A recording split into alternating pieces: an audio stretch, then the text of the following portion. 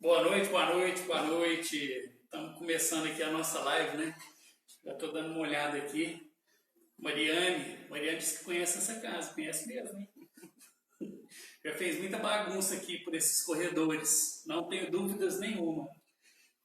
Quem mais está aqui? O Vicente, Adriana, John Joe, Regina, Lazinho. Muito bem, muito bom.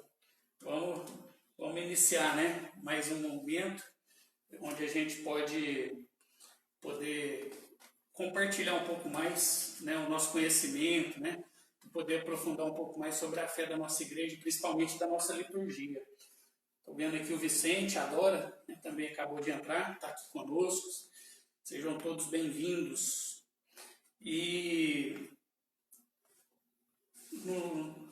hoje a gente vai rezar para algumas pessoas, né, de forma especial, né?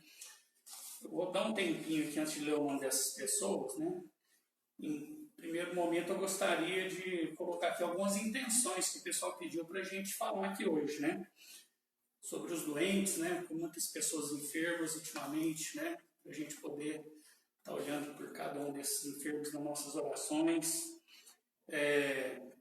Por todas as pessoas, né, idosas, né, que têm aí sofrido bastante com isolamento, né?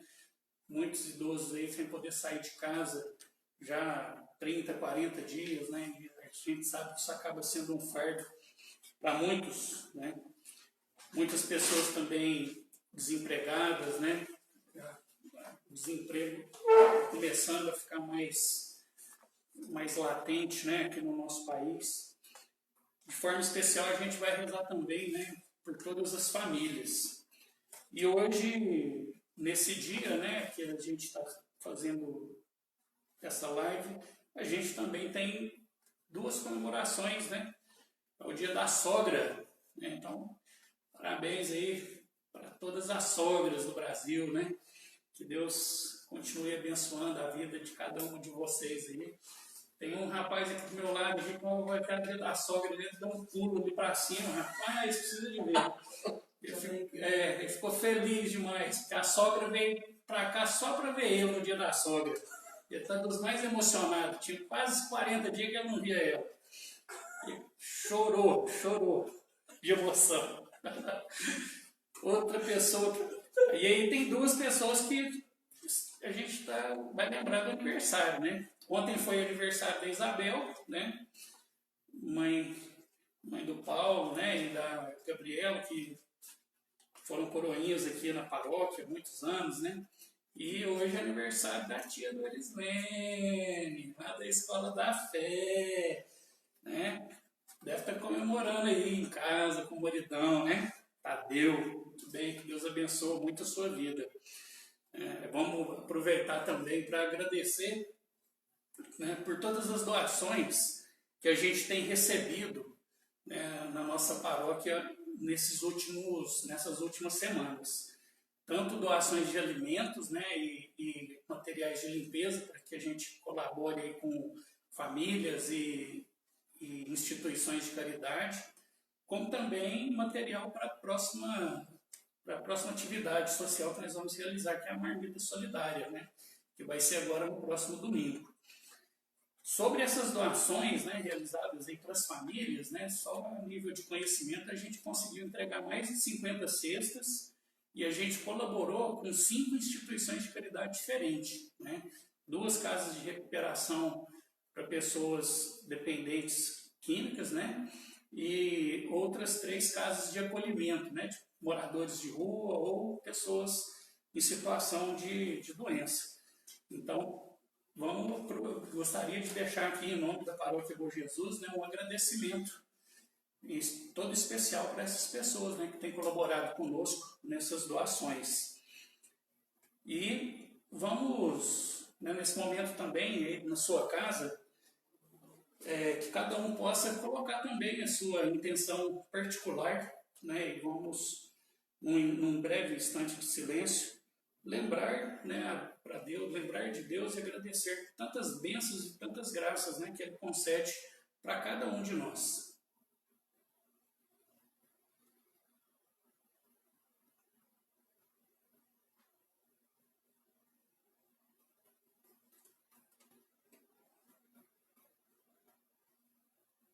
Glória ao Pai, ao Filho e ao Espírito Santo, como era no princípio, agora e sempre. Amém. Nós estaremos reunidos em nome do Pai, do Filho e do Espírito Santo. Amém. Então, hoje a gente vai entrar, né, num tópico um pouco diferente. A gente vai evoluir um pouco mais aí na nossa partilha sobre liturgia. Os 2 primeiros encontros, né, a nossa preocupação maior foi o quê? Trazer alguns conceitos, né, relacionados à liturgia. Né, como que surgiu, como que nasce a liturgia dentro da igreja, né, e com relação à questão de alguns conceitos que nascem do mundo, né, pagão, e a igreja ela pega esses termos, né, como um empréstimo, né, para poder também desenvolver, né, conceitualmente esses termos dentro da vida eclesial. E como eu tenho feito em todos os nossos encontros, eu vou ler primeiro aqui uma reflexão. A reflexão de hoje é um trecho de um livro chamado A Subida do Monte Carmelo, né, de São João da Cruz. E aqui diz o seguinte: para chegares a saborear tudo, não queiras ter gosto em coisa alguma. Para chegares a possuir tudo, não queiras possuir coisa alguma. Para chegares a ser tudo, não queiras ser coisa alguma. Para chegares a saber tudo, não queiras saber coisa alguma. Para chegares ao que não gostas, hás de ir por onde não gostas. Para chegares ao que não sabes, hás de ir por onde não sabes. Para vires ao que não possuis, hás de ir onde não possuis. Para chegares ao que não és, hás de ir por onde não és. Sempre que eu leio esse trecho, né, pelo menos para mim, ele remete muito à questão da renúncia, né, e da abnegação que a gente tem que ter na nossa vida e reconhecer que a gente depende do outro, né, que a gente não sabe nada, que a gente realmente não detém o poder, não detém o domínio sobre as coisas, né? Nós somos seres peregrinos e que muitas vezes na nossa vida a gente precisa sim abrir mão de muitas coisas e precisa se colocar diante de Deus para que a gente possa ter acesso às coisas maiores, né? E é claro que a oração, né, ela sempre, um texto como esse, ele sempre vai dizer algo diferente para cada um que escuta, né? Mas pelo menos para mim, esse termo, esse texto aqui, esse trecho do livro da subida ao Monte Carmelo, de São João da Cruz, ele sempre me recorda essa questão da renúncia, que nós temos que estar sempre abertos, né, a renunciar a algo na nossa vida, para que a gente possa aprender, para que a gente possa conhecer, para que a gente possa ter acesso a outras pessoas. E assim a gente vai se desenvolvendo como pessoa e como ser humano. Bom, recordando, né, um pouco, antes da gente entrar no tema específico de hoje, eu gostaria só de recordar com vocês o conceito sobre liturgia que eu apresentei na semana passada, que é retirado lá da Sacrosanto Concílio, né? E lá vai dizer o seguinte: com razão se considera a liturgia como um exercício da função sacerdotal de Cristo, ou seja, engloba todos nós, né? Todas as pessoas que estão ali naquele momento realizando, né, parte da celebração litúrgica, todos nós somos sacerdotes. Pelo nosso batismo, a gente recebe essa função de sacerdote, né? É uma das funções que nós recebemos, né? E não só o presbítero, né, que está lá, né, também em uma função mais específica, né, como sacerdote de Cristo, mas também nós, né, como batizados. Nela, os sinais sensíveis significam e a cada um e a sua maneira realizam a santificação dos homens. E aqui por que fala-se desses sinais sensíveis? Né? Porque quando a gente está numa celebração litúrgica, a gente vai acabar sendo tocado por Deus de alguma forma específica.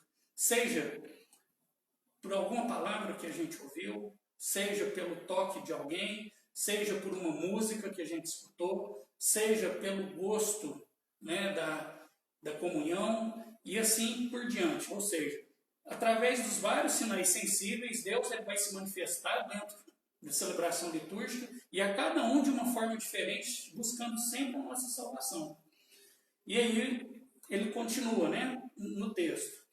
E nela, o corpo místico de Jesus Cristo, cabeça e membros, presta a Deus o culto público integral. Né? Ou seja, nós, enquanto povo de Deus, que somos convocados por esse mesmo Deus, nós estamos ali de forma pública e integral como corpo, né, prestando esse culto específico para Deus. E aí eu vou falar uma coisinha aqui, completando, né, que também está lá no documento, na Sacrosanto Concílio, que é o último trecho lá desse parágrafo. Portanto, qualquer celebração litúrgica por ser obra de Cristo sacerdote e do seu corpo, que é a Igreja, uma ação sagrada por excelência, cuja eficácia com o mesmo título e no mesmo grau não é igualada por nenhuma outra ação da Igreja. E aí, na semana passada, eu lembro que eu falei que assim, né, que a pessoa que está lá, né, reza o terço e não vai na missa, né, eu falei que isso está errado. Por quê? A reza do terço, ela é importante e ela é uma prática diária de oração que a gente deve realizar, mas num horário propício. Né? Nenhuma ação devocional, seja ela qualquer for, de qualquer santo, ela pode ganhar um caráter especial na nossa vida maior do que a Sagrada Liturgia. É interessante porque quando eu li isso daqui pela primeira vez na Sacrosanto Concílio, eu pensei assim comigo, né? Porque isso daqui é uma coisa tão óbvia, né? Mas acaba que não é, né? Porque para algumas pessoas existem algumas ações dentro da igreja que elas acabam dando uma importância maior do que a Sagrada Missa. Né? Então, é uma questão da gente rever os nossos conceitos enquanto cristãos, enquanto católicos, porque a gente não pode substituir nenhuma outra ação, a gente não pode colocar nenhuma outra ação litúrgica ou sacramental da igreja acima da celebração do sacrifício do Senhor, né, que é a missa. Então, isso daqui realmente é uma coisa que a gente precisa tomar essa consciência. Tá? Em nenhum momento eu quis desmerecer o terço, né, quando eu falei isso na semana passada, porque algumas pessoas até conversaram comigo, algumas se sentiram meio que ofendidas da forma que eu falei, mas O interesse não é esse. O interesse é ensinar, né, uma doutrina, que é uma doutrina da igreja, né, e a gente saber que o terço ou qualquer outra prática de devoção é importante, mas no seu devido momento. E ele não pode ser equiparado à Sagrada Eucaristia, né, à Sagrada Missa. E aí a gente vai entrar hoje, né, num tema novo, né, que é o quê? A gente vai começar a perceber como que a nossa liturgia ela vai sendo constituída a partir de elementos judaicos, né? E porque muitas vezes a gente sempre se pergunta, né, por que determinadas situações ou determinadas coisas acontecem na missa. E a gente vai perceber que isso faz parte de uma tradição milenar, que começou no judaísmo e que alguns elementos foram absorvidos pelo cristianismo, né, e foram ressignificados dentro da nossa cultura, né, vamos dizer assim, de oração.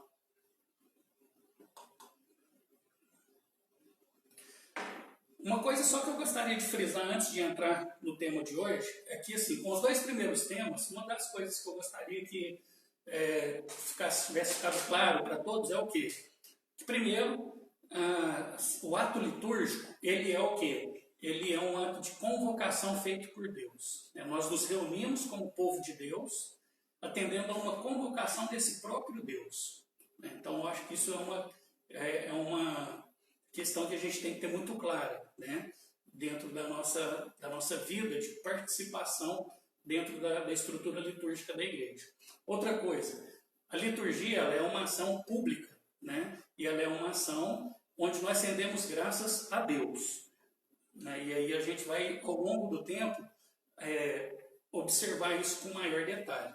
Mas é importante a gente ter essa clareza. E então hoje a gente vai começar, né, um pouco a conhecer mais elementos da cultura judaica, né, que estão, né, e que compõem, né, e dão base para a nossa estrutura.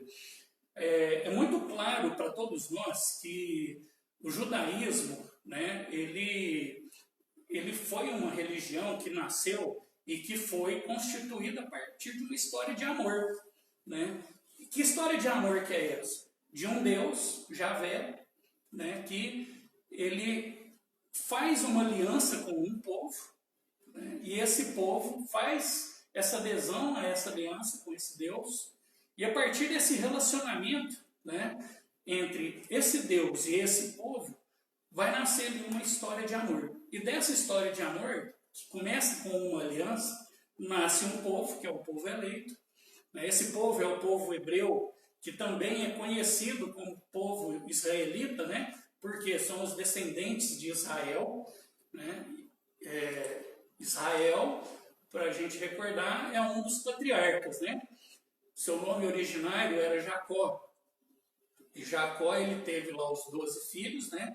E dentre os seus 12 filhos, a gente teve a formação das 12 tribos de Israel.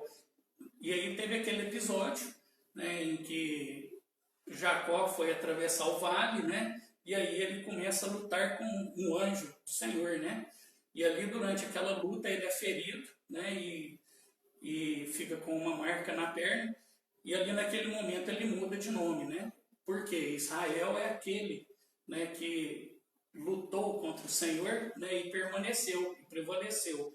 Né, então, ali a partir daquele momento, ele é abençoado por Deus, né, e segue então a sua trajetória. E ao longo do tempo, né, da história desse povo de Israel, né, do povo hebreu, vai chegar em um determinado momento da sua caminhada em que eles vão se organizar de uma forma religiosa.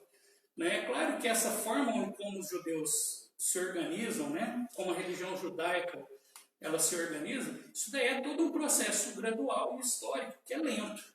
Né? Mas chega num determinado momento em que a religião judaica ela está ali estabelecida, né, no meio daquele povo. Então, eles são então reconhecidos também, né, foi reconhecido também como... perdi a linha de raciocínio que eu estava falando.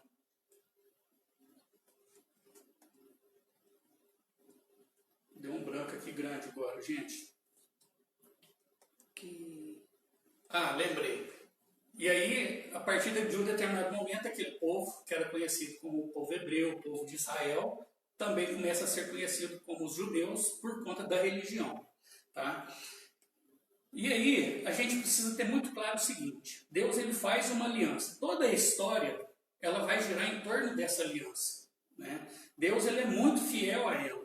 E isso é tão marcante que quando Jesus se encarna, né, a gente vai ver escrito lá em Mateus 15, 24, Jesus ele vai afirmar o seguinte: ele vai dizer que ele veio primeiro para as ovelhas perdidas da casa de Israel.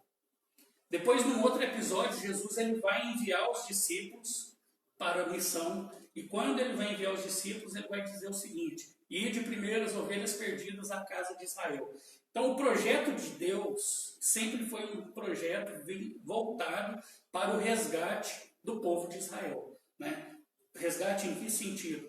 Em fazer com que eles recordem da aliança e voltem para, né, o caminho correto. Né? E isso é importante. E aí cabe até uma provocação aqui para a gente poder ficar com essa... para a gente ficar com ela na cabeça aí nas próximas três lives, tanto nessa quanto nas outras duas. Vamos imaginar que Jesus veio e o povo judeu acolheu a passagem de Jesus na terra e não teve morte, não teve ressurreição, e eles acolheram tudo que Jesus falou, né, e eles tivessem se convertido, né, conforme a proposta inicial da encarnação. Como que seria a nossa estrutura religiosa, né? Como seria a nossa estrutura litúrgica hoje, se não existisse o cristianismo? Né? Se os judeus lá atrás eles tivessem permanecido fiéis, né, à aliança e tivessem então se convertido, né, e atendido ao apelo de Jesus para a implantação do reino. Né?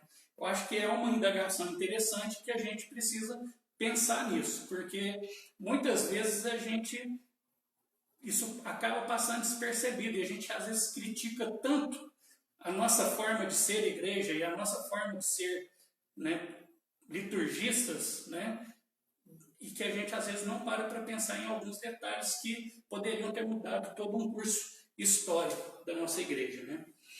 E uma das coisas que a gente precisa ter bem claro com relação à influência do judaísmo, né, dentro do cristianismo, um primeiro grande aspecto é a simbologia.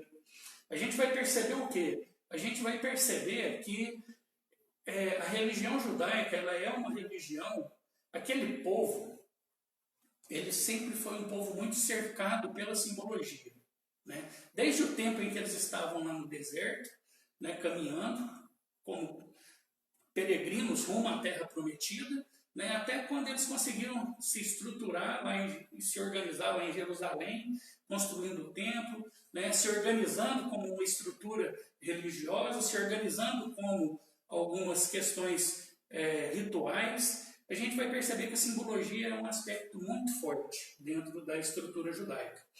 E aí a gente precisa ter, quando a gente fala de símbolo, né, a gente vai sempre lembrar que o símbolo ele é estudado por diversas ciências, né, não só pela teologia, né, mas ele está aí perpassando várias ciências e várias ciências acabam estudando o símbolo e o que vem significar, né, os símbolos, e isso não é uma tarefa muito fácil.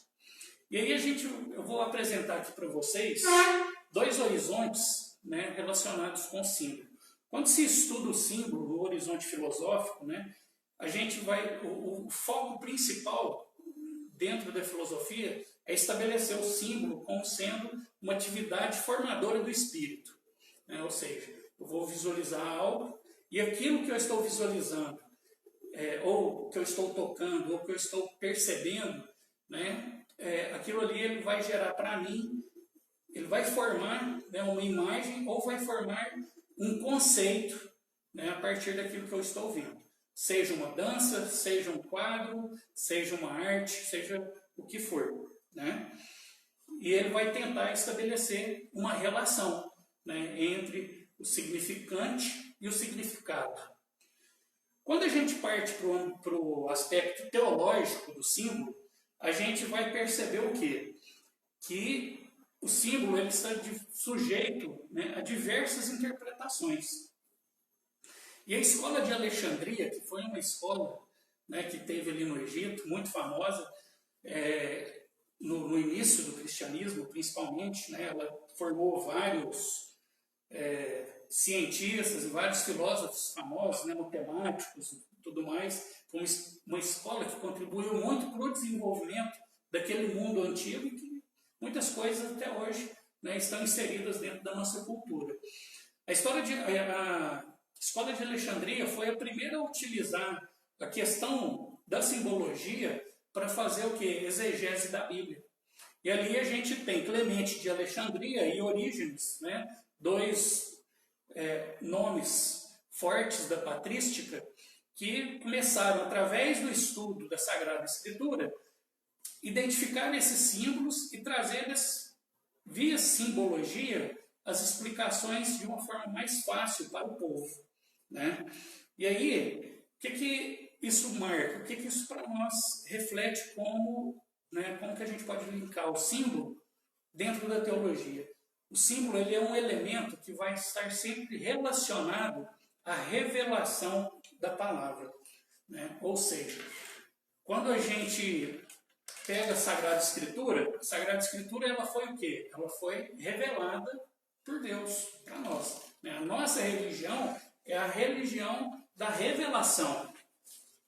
E quando a gente vai observar os objetos e os ambientes litúrgicos, a simbologia também ela é muito marcante e ela é muito forte nesse sentido. E a gente vai observar isso dentro da própria história da igreja. Como que a simbologia ela vai marcar e vai catequizar e vai registrar momentos importantes, né, da história da igreja. A gente vai pegar, por exemplo, ali as catacumbas, né, nos primeiros séculos, os espaços onde os cristãos celebravam através das pinturas que eles faziam dentro das catacumbas, os símbolos que eles utilizavam para se reconhecer, né, dentre eles, né, os primeiros cristãos que eram ali sempre muito perseguidos, né, pelo Império Romano e pelos próprios judeus. E a gente vai perceber depois, ao longo da história, o que? As catedrais góticas, a arte barroca, né, a própria música sacra. Então, tudo isso vai gerando uma simbologia, vai gerando, vai trazendo para nós uma nova forma de quê? De conhecer aquela linguagem revelada de Deus, né? Então, é isso que a gente precisa compreender. A gente não pode reduzir a simbologia dentro da teologia como uma simples linguagem humana. Não. Ela é algo revelado por Deus. E isso nos ajuda muito na nossa compreensão da Sagrada Escritura e do desenvolvimento litúrgico, né, daquilo que a gente reza, né? É só a gente pensar, por exemplo, quando a gente está participando de uma missa, quantos símbolos e quantos sinais são realizados ali à nossa frente, né? E a gente presta atenção nesses sinais, nesses símbolos, a gente tem a compreensão do que eles significam, né? A gente vai chegar no momento certo em que a gente vai entrar, né, no parte a parte da missa, né? Algumas pessoas até comentaram sobre isso, né? Inclusive o Vicente, né, mandou lá como sugestão falar para explicar a missa parte a parte. Mas primeiro a gente precisa construir um caminho, né, para a gente chegar na missa parte a parte, porque senão, quando a gente entrar em alguns conceitos, em algumas explicações, a gente não vai ter uma compreensão correta, uma compreensão mais alargada, né, de tudo aquilo que a gente poderia ter como conhecimento, né.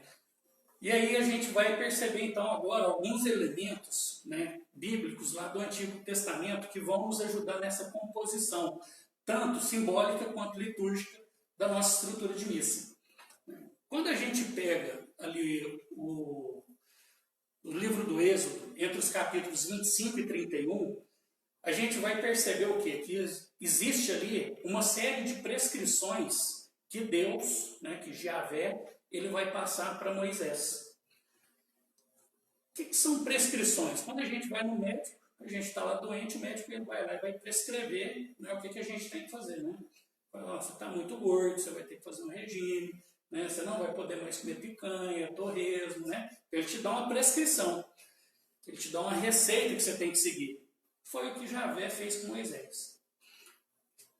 Javé revelou para Moisés o seguinte: eu vou te dar uma prescrição de como que vai ser a construção do santuário e como que vai ser a vestimenta dos ministros, né, que vão ter acesso ao serviço litúrgico. E assim Deus fez. Né? E se a gente prestar atenção na leitura desses capítulos, do 25 ao 31 do livro do Êxodo, a gente vai observar o quê? Uma riqueza de detalhes muito grande, que é repassada por Deus para Moisés. E toda essa riqueza de detalhes, a gente vai perceber uma grande preocupação de Deus, que é o quê? O zelo com o espaço litúrgico e com a postura e a forma de se vestir das pessoas que estão fazendo parte do serviço litúrgico. Né? E aí, então, a gente já começa a perceber algumas coisas dentro da estrutura da nossa igreja. Né? A riqueza de detalhes que a gente entra em alguns lugares, né? A forma como os padres se vestem, como os diáconos e assim por diante. E aqui eu vou elencar, né, alguns pontos para hoje. Primeiro deles, replicou-lhes Jesus: está escrito, adorarás ao Senhor teu Deus e só a Ele prestará culto. E aqui é um trecho retirado lá de Lucas 4, em que Jesus está lá no deserto, o demônio está tentando Jesus e Jesus vai falar: olha, a gente só adora a Deus. E isso que Jesus fala aqui é uma referência muito clara ao que está escrito lá em Deuteronômio 10, 21. A ele deves, a Yahvé teu Deus te temerá. A ele servirás e pelo seu nome jurarás. E lá em Deuteronômio também vai estar escrito o seguinte: a ele deves louvar, ele é o teu Deus. Né? Ou seja, primeiro aspecto que a gente pega da cultura judaica com relação à liturgia. A adoração cultual, ela é exclusiva para Deus. A gente só adora a Deus. Anjos, santos, Maria, nós veneramos. Não existe missa em louvor a Nossa Senhora. Não existe missa em louvor a São José, a Santo Antônio. Não existe. O que existe é missa em louvor a Deus por Nossa Senhora. Missa em louvor a Deus por São José. Missa em louvor a Deus porque o louvor e a honra e a glória e a adoração, ela é exclusiva para Deus. Tá? Então, isso é uma coisa que a gente precisa ter muito claro. Por quê? Até quando a gente vai, quando aquele nosso amigo evangélico, o nosso vizinho, mas vocês adoram a Deus lá, vocês rezam a missa para Nossa Senhora. Não, a gente não reza a missa para Nossa Senhora. A gente venera a Nossa Senhora porque ela foi uma pessoa importante na história da salvação, cumpriu o seu papel, assumiu a responsabilidade, é uma humana como nós, mas, dado o seu papel na história da salvação, ela tem uma participação especial no projeto de Deus, inclusive na sua salvação. Né? Então, a gente adora a Deus e venera a Nossa Senhora como veneramos todos os outros santos. Né? E aí, se eles te perguntarem de onde que a gente está tirando isso, né, vocês podem usar essas referências bíblicas aqui. Né? Para nós tem que ser muito claro que a gente só adora e louva a Deus. Outro aspecto é o quê? Né? Outro ponto. Os sacerdotes levitas, a tribo inteira de Levi, não terão parte nem herança em Israel. Eles viverão dos manjares oferecidos a Yahvé, do seu patrimônio. Esta tribo não terá uma herança no meio dos seus irmãos. Yahvé é a sua herança, conforme lhes falou. Lá em Deuteronômio 18. Né? O que é isso? Lembra que eu falei agora há pouco sobre as 12 tribos de Israel? Então, Levi era um dos filhos de Israel. Quando os filhos de Israel chegaram lá na terra prometida, o que era a proposta? Dividir a terra pelos 12 filhos, então as 12 tribos estariam lá. Mas aí o que acontece? Deus fala assim, olha, os levitas, eles serão responsáveis pelo culto, pelo templo. Então, esses aqui não vai ter herança não. Esses aqui, eles não vão ter terra dividida entre eles. Todas as outras tribos vão ser responsáveis por eles. Né? Então, todos os descendentes de Levi, que é a classe sacerdotal, né, eles têm uma função específica no templo. E dentro dessa função específica no templo, né, dentro dessa tribo, né, dos levitas, nós vamos ter os levitas, os sacerdotes e os sumos sacerdotes. Se a gente fizer uma analogia de como é feita a distribuição hoje, né, dentro da nossa liturgia, nós temos os diáconos, os presbíteros e os bispos, né, que é essa classe que a gente pode, meio que por analogia, falar que acaba sendo a classe dos levitas, né, os novos levitas, vamos assim dizer. Então, por isso que os padres e os bispos, eles não têm, né, a herança, eles não têm a moradia própria. Por quê? Porque é responsabilidade do povo de Deus zelar pela vida daqueles que zelam pelo culto, que zelam pelas coisas de Deus, né? Com exceção dos diáconos permanentes, né? Que é o meu caso. O diácono permanente, ele é casado e ele tem a sua profissão, né? Então a nossa remuneração, ela vem do nosso trabalho profissional, ela não vem da igreja, né? É até uma coisa engraçada que sempre acontece, né, comigo. Vira e mexe, alguém chega e me pergunta. Deixa eu fazer uma perguntinha aqui meio discreta. Quanto que você recebe da igreja? Né? Nada. Eu recebo só a graça de Deus, né? Então, o diácono permanente, né, ele não recebe salário, tá? Quem recebe o salário é o padre e o bispo, porque eles se dedicam exclusivamente para esse serviço. Um outro ponto, né, que eu gostaria de ler, ele está aqui no livro do Êxodo 28, de 1 a 5. Farás aproximar-te de ti, dentre os israelitas, Arão, teu irmão, e os seus filhos com ele, para que sejam meus sacerdotes. Araão, Nadab, Abiú, Eleazar e Itamar, filhos de Arão. Farás para Araão, teu irmão, vestimentas sagradas, para o esplendor e ornamento. Dirás a todas as pessoas hábeis, a quem enchi de espírito de sabedoria, que façam vestimentas para Araão, para consagrá-lo ao exercício do meu sacerdócio. Eis as vestimentas que farão: um peitoral, um efode, um manto, uma túnica bordada, um turbante e um cinto. Farão vestimentas sagradas para o teu irmão Araão e para os teus filhos, a fim de que exerçam o meu sacerdote. Empregarão ouro, púrpura, violeta, púrpura escarlate, carmesim e linho fino. Então a gente vai perceber que Deus ele faz uma prescrição de uma roupa toda específica para aquelas pessoas que vão ter o cuidado com o tempo, né? Com o serviço. E aí ele vai usar aqui uma palavra que é muito interessante, né? Ele vai usar meu sacerdócio. Deus ele vai falar assim, meu sacerdócio. E quando a gente para pensar na estrutura litúrgica nossa, o padre ele está ali em pessoa de Cristo, in persona Christi, né? Ou seja, o verdadeiro e único sacerdote, quem é? Jesus Cristo. O padre está ali representando, né, a pessoa do Cristo sacerdote.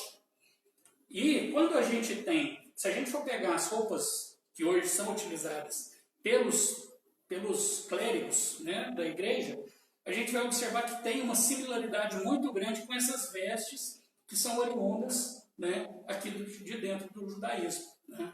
Vai ter um determinado momento, que não é hoje, em que eu vou falar especificamente sobre cada uma das vestes e o que significa cada uma delas.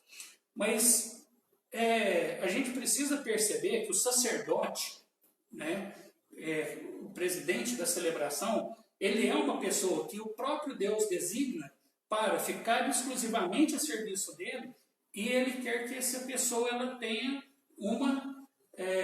um destaque a partir do seu visual.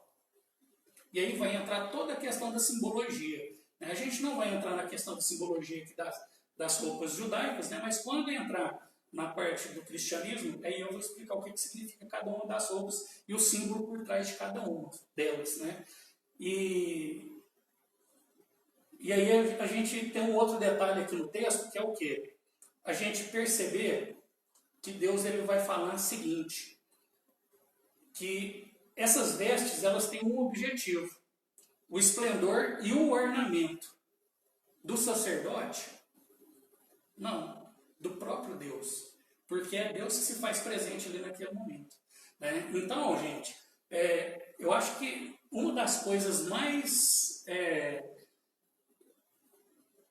esdrúxulas que acontecem dentro da vida do povo de Deus é a gente começar a ficar pegando no pé de padre, ou de diácono, ou de pessoas que estão ali executando seu ministério por conta da roupa que eles estão utilizando, né? Então, tem gente que fala, mas Jesus não andava só de túnica, com certeza.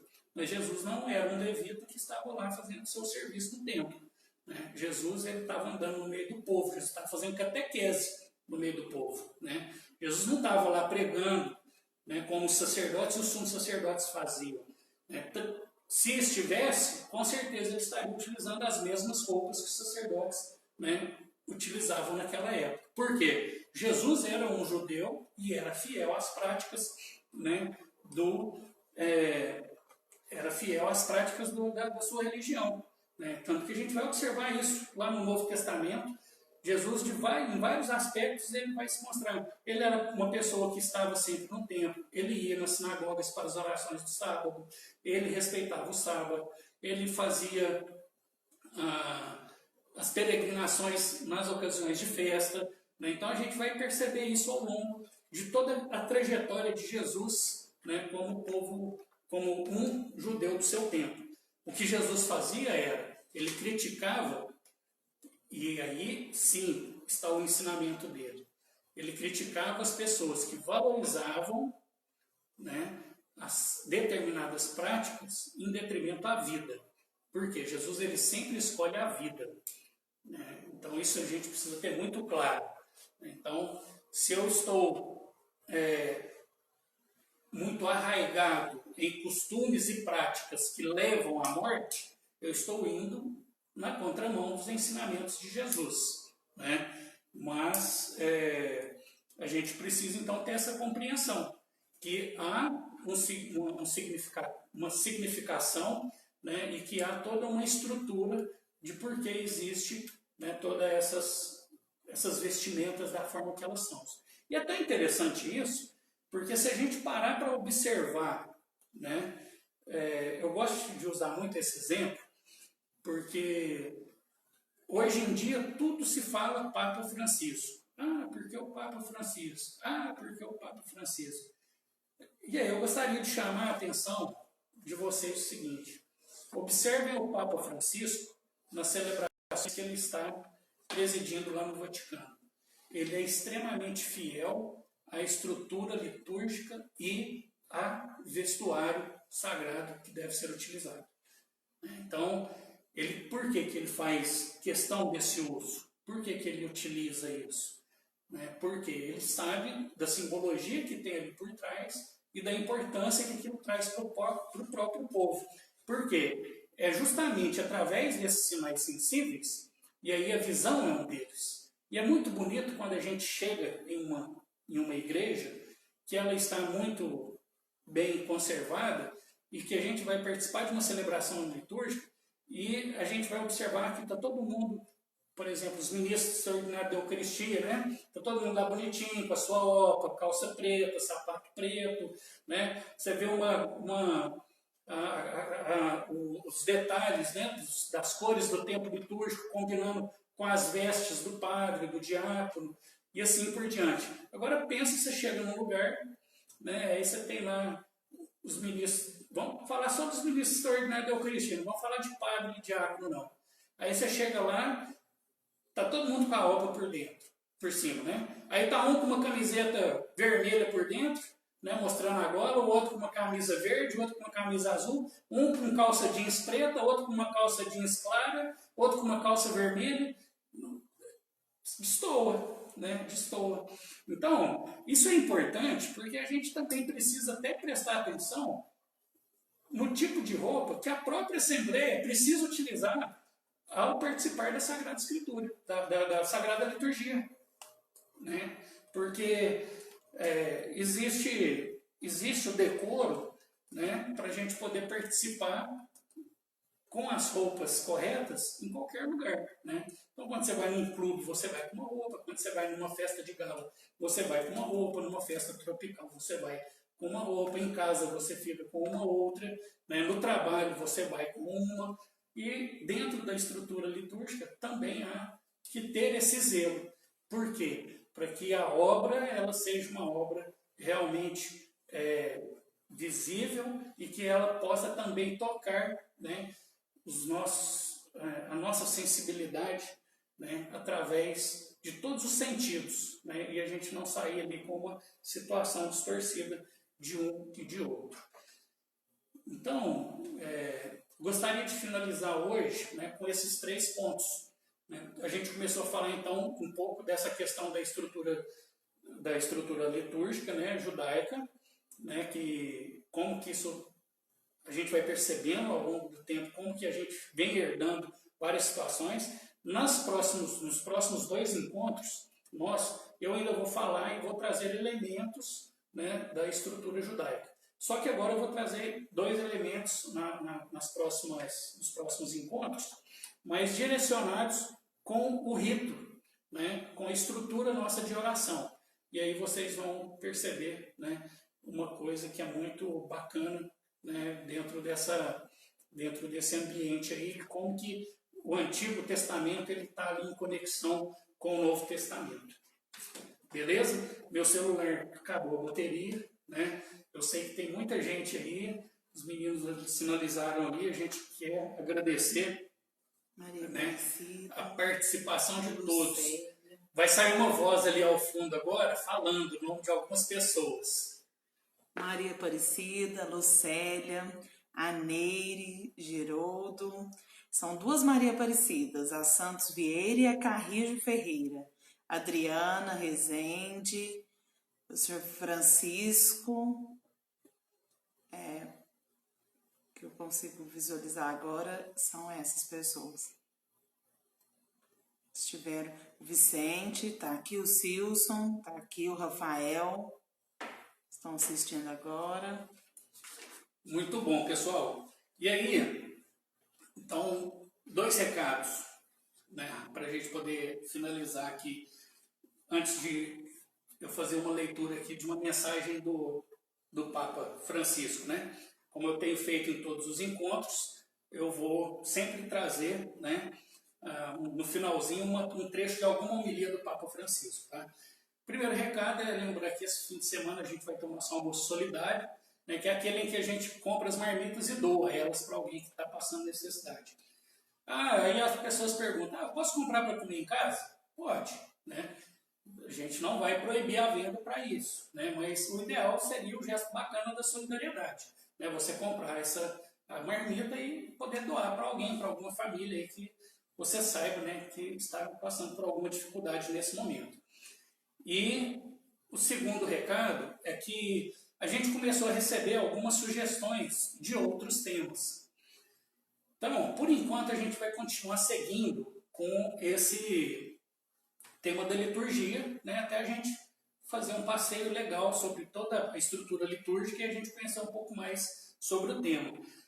Mas na próxima sexta-feira, no dia 1º, né, dia 1/5, a gente vai fazer uma live às 19h30 e eu vou falar sobre um dos temas que foi sugerido para nós, a importância da vida dos santos, né, a leitura da vida dos santos, né, o que isso traz para nós como significativo, né, o que traz significativo para nós. Então, vocês estão aí convidados, né, a estar participando, nos ajudem a divulgar na próxima sexta-feira às 19h30. Nós estamos ainda, né, em busca da Corrida do Ouro, né, dos 1000 inscritos no nosso canal lá do YouTube, né? Porque a gente precisa desses 1000 inscritos para poder começar a fazer as lives diretamente de lá, né? Até para a gente poder dar um alcance maior para outras pessoas que não têm acesso ao Facebook. Então nos ajudem, né? Peçam aí seus filhos, netos, sobrinhos, vizinhos, papagaios, periquitos, né? Para que todos entrem lá no canal da Paróquia Bom Jesus e se inscrevam. A gente já está quase na metade da nossa caminhada lá, né? Já tem 400 e poucas, mais de 450 pessoas cadastradas lá, né? Então a gente precisa chegar nesses 1000, né? A gente agradece quem se inscreveu e pede para que você se inscreva, né? Convide outras pessoas a se inscrever. Muito bom, né? Então, obrigado a todos, né, mais uma vez, e vamos finalizar com esta pequena meditação retirada de uma homilia do Papa Francisco. Muitas vezes nos vemos ali, vamos ali, olhamos para as coisas, falamos entre nós, enquanto o sacerdote celebra a Eucaristia, e não celebramos ao lado dele. É muito importante voltar aos fundamentos, redescobrir aquilo que é essencial através do que se toca e se vê na celebração dos sacramentos. Gostaria de redescobrir juntamente convosco a beleza que se esconde na celebração eucarística. Então, Papa Francisco aqui, como sempre, né, muito elegante, nos dá primeiro uma puxada de orelha, né, falando que a gente sempre está ali, que a gente fala das coisas, fala com os outros, mas não celebra com o sacerdote, né? Depois ele dá uma dica. Ele fala que a gente precisa descobrir o que é essencial ali naquele lugar, né? O que a gente toca, o que a gente vê, o que a gente sente na celebração. E no fim ele nos convida a descobrir qual que é a beleza que se esconde por detrás, né, da celebração eucarística. Essa beleza que se esconde através dos gestos, dos sinais, da simbologia, das leituras, mas sobretudo das pessoas que estão ali presentes, né? Por isso que a celebração litúrgica é um momento da vida da comunidade, né?